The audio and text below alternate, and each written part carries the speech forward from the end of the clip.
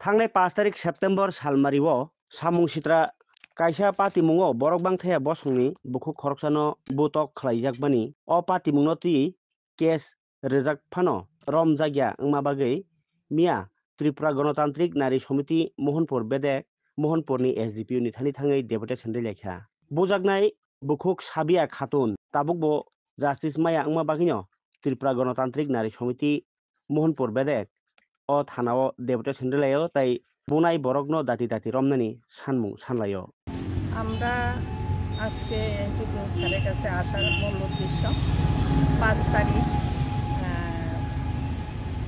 মোহনপুর বিধানসভা অন্তর্গত ফকিরমুড়া গ্রামের একজন সংখ্যালঘু মহিলা সাফিয়া খাতুন উনারে পরপর এই নিয়ে 3 বার উনার উপরে দৈহিক আক্রমণ করছে।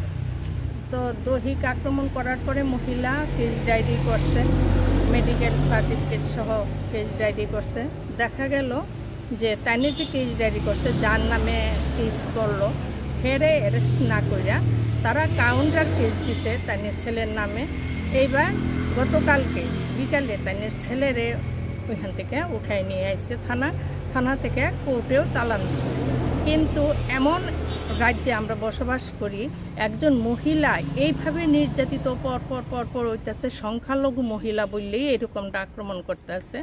তো কিন্তু মহিলা যে কেস করলো মেডিকেল সম্পূর্ণ শরীর রক্তাক্ত, হাত টাত পুরা মানে ভাঙালেছে এরকম অবস্থা, কিন্তু মহিলা যার নামে করলো তারে অ্যারেস্ট করলো না।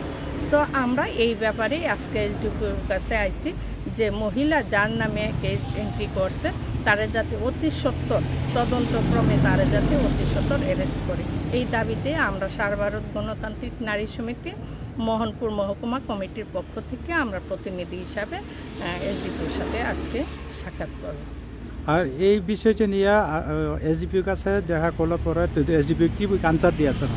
এসডিপিও সাহেব কইছে যে আপনাদের এই আশ্বাসটুকু আমি দিতে পারি যে এটা সঠিক তদন্ত অবশ্যই আমি করুম এবং আপনারা খবর পাইবেন, এটুকু আমরা আশ্বাস দিল। আমরা তার উপরে আশা রাখছি যদি আমরা এখানে কোনো ধরনের কোনো আশ্বাস না পাই আমরা পরবর্তী সময় আমরা উপরে ইয়ের কাছে আধিকারিকের কাছে আমরা ডেপুটেশন দেব এবং আমরা আন্দোলনে সামিল হব। কারণ এইভাবে ছাড়া জানা আমরা একজন মহিলার এইভাবে পর কয়েকবার দৈহিক আক্রমণ এটা আমরা সংগঠন মাইনা নিতে পারি না।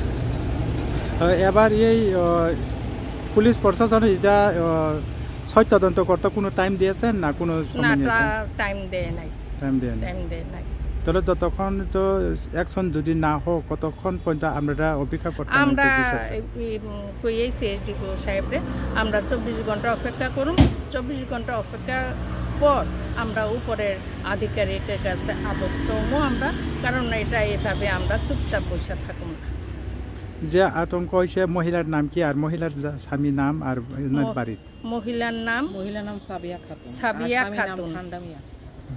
সাবিয়া খাতুন, বাড়ি ফকিরমুড়া, গ্রামের সংখ্যালঘু মহিলা। আপনি কে আসল আজকে আপনার সঙ্গে? আজকে আমরা মহকুমার সম্পাদক মন্ডলীর সদস্য 4 জন আছি।